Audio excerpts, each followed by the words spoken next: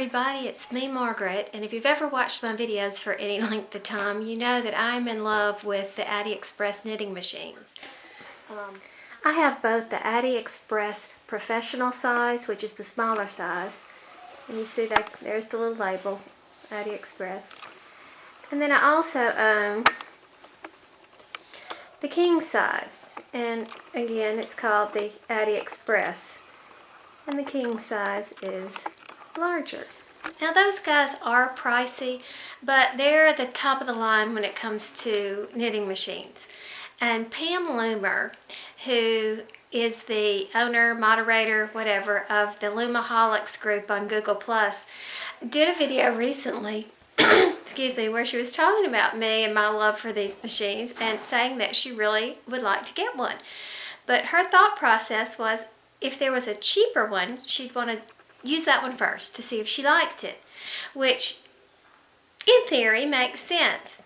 Problem is she was looking at this little Singer machine, and I've got that one. See, Pam?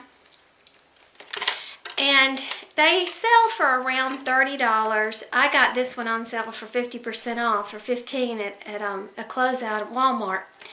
So I couldn't resist it. I had to buy it to try it out. And I will say that it works, but I worry, Pam, that if you get this, you're going to find it frustrating and you're going to say, well, I don't like this machine knitting, it's stupid, when there's really no comparison between this thing and the Addi machines. So I thought I would give you a little tutorial about this machine and show everybody, not just Pam, how it works.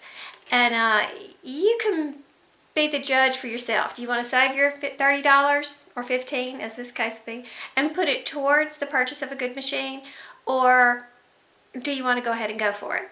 So yeah, let's talk about this today. So here they are side by side, and you can see the setup is very different. This one attaches to the table. It is very sturdy. This one does not attach to the table. The bottom looks like this. Okay, now you have a little handle here, you know, for holding purposes, so, you know, whatever that's worth. They're approximately the same size around. This one is 20 needles, this is a 22. This one measures 5 1/4 in diameter across. I did it from the outside to the outside, and this one was 5 1/2. So very, very similar in size. In this one, you have this handy dandy yarn feeder, like that.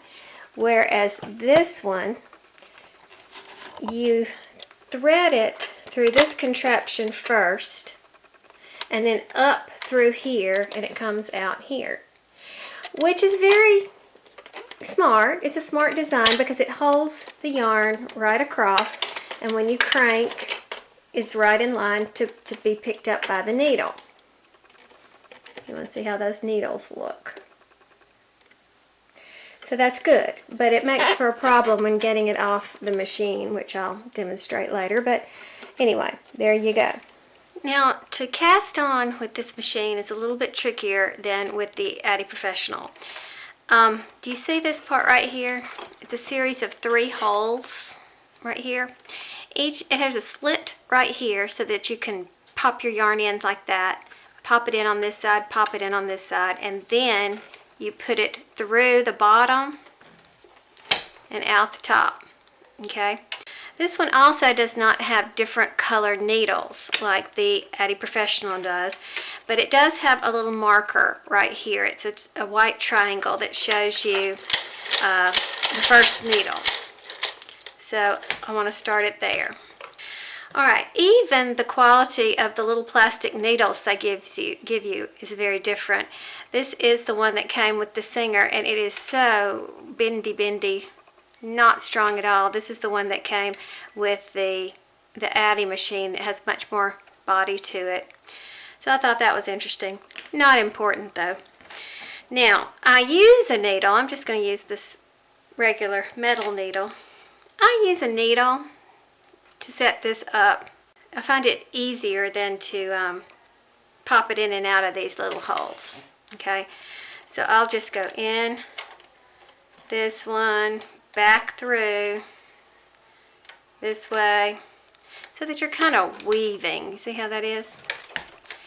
And then you go up through the feeder. Okay. Now I'm going to cast on this machine in the exact same fashion that I do on the Addi. Down in the lower corner, I'm going to show you me casting on the Addi at the same time, so you can see how much easier it is on the Addi. But the process is still the same. Alright, so I've got it caught here in this first needle, and so let's go ahead and begin. So I want it to go behind this needle. I want it to catch this one, and I want it to go behind this one. And you just continue on in that fashion, which is not complicated by any stretch of the imagination. Very simple. I'm using Vanna's Choice because Vanna's Choice is the one that I think works the best in my Addi. It seems to be a good overall acrylic yarn.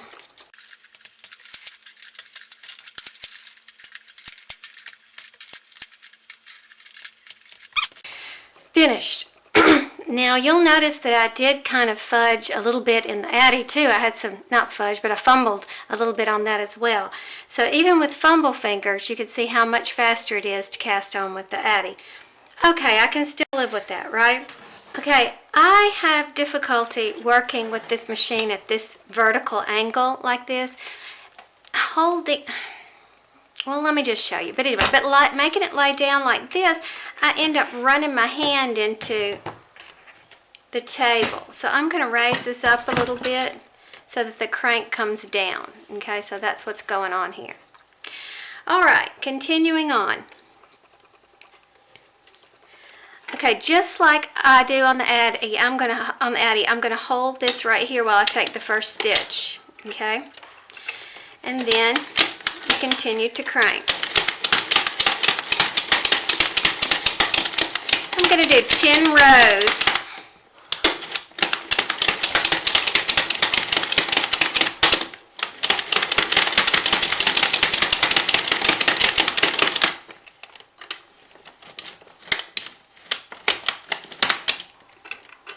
Alright, so see, it's getting a little awkward here.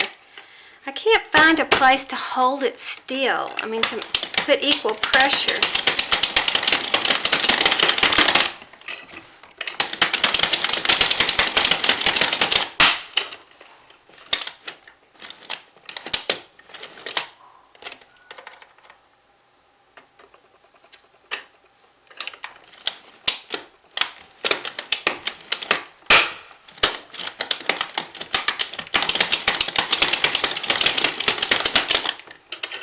I have no idea what's going on here. First of all, I've lost count, so let's count these stitches. I like to use a loom tool for that. 1, 2, 3, 4, 5, 6.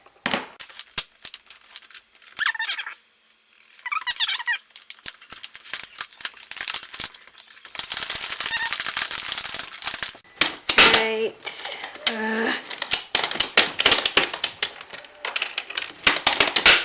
No, okay. I can't even finish this. All right, that was my attempt at 10, and I couldn't even finish it. So if that gives you some idea. Let's try some different yarn. Now, normally, if you want to take a project off, I want to keep this yarn. I don't want to cut this yarn. With the Addi, it's very simple. You just open your little gate thing. But here, it goes through this tube, and so you can't do that very easily. So what if I pull a whole lot of this? And now I have to struggle to make it go around without catching any yarn.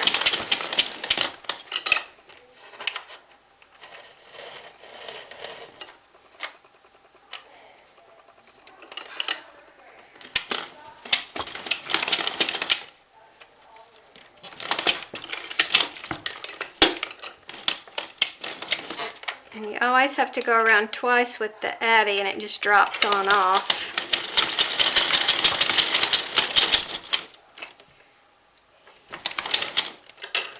Okay, so see,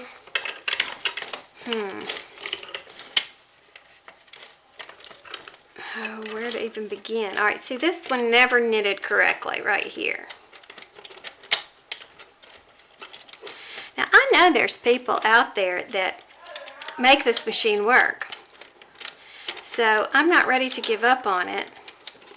But my point is I don't want Pam to buy this thing, to spend her $30 on this thing, thinking that she's getting a taste of what circular machine knitting is all about, because it's a very poor representation of it. Okay, so see, I'm going to have to unhook it. Maybe I can just speed this tape up for you so you don't have to sit here and watch me struggle.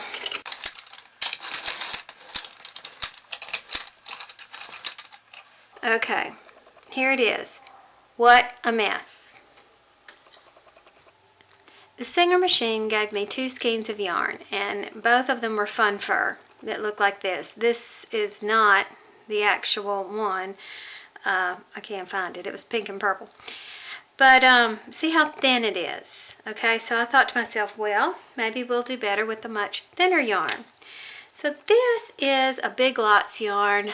Of course, it calls itself a worsted, but it's really more of a DK or sport. So I've gone ahead and cast it on. Let's see if I can make 10 rows with this with a little bit more ease. I'm going to hang on to this handle.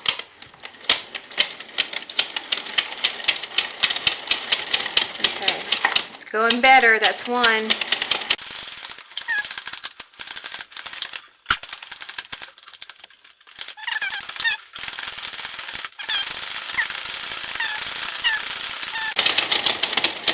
And that's 10. Okay, so I had much better luck using a thinner yarn. You can see it right here. So I'm going to go ahead and work on this for a little bit so we can see what the finished product looks like. Alright, here are 2 samples. This was the Singer, this was the Addi. Even though there were 22 needles here, and this one measured a little bit longer in diameter, it came out finer. It's a little bit smaller. Now I did stretch these when I took them off. You know how you need to do knitting. And make sure we're equal and fair. Okay. And they are measuring 3 inches for this one and 2.5 for the DK weight yarn. I get about 3 inches on Vanna's Choice. See, here's a snake scarf, and he is measuring 3 inches, if you can see that, for the Vanna's Choice, which is what this is. But here you can see the comparison, and you know, while it actually did the job, now granted it is in pretty bad shape here where we drop some stitches or tuck some stitches or whatever the proper description is of that. When it works correctly, it does a pretty good job. But you can see with the Addi, it's beautiful. Just beautiful. Love it. So first, let it be said that I am in no way affiliated with the Addi company by any stretch of the imagination. But I think you can see why I'm not going to recommend that Singer machine. Maybe for playing, you know, if you want to see if you could figure out the secrets to make it work more efficiently, you know, fine. I would not spend $30 on it. I paid $15 and wish I hadn't. I would suggest, in my own personal, non-professional opinion, put your money up for the good machines because they're worth it. I noticed Chi Chi Sweets had pointed out that the Fiber Factor used these in one of their challenges, and I was a big Fiber Factor fan. When I found it when it first came out, I did a whole video telling everybody to go and watch it. And when it came out with that Addi challenge. I got so excited, and what they did with it is totally amazing.